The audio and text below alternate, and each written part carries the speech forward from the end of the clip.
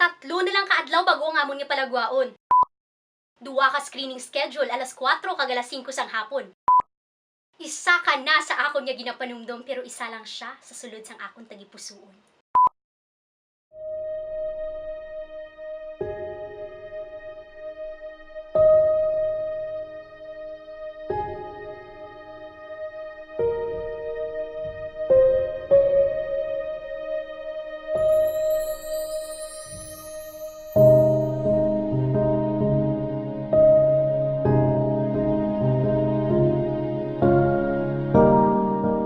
Yes, ginaimbitahan ko kamo nga maglantaw sa iced coffee this coming Sunday, March 18 at Cinematheque Iloilo.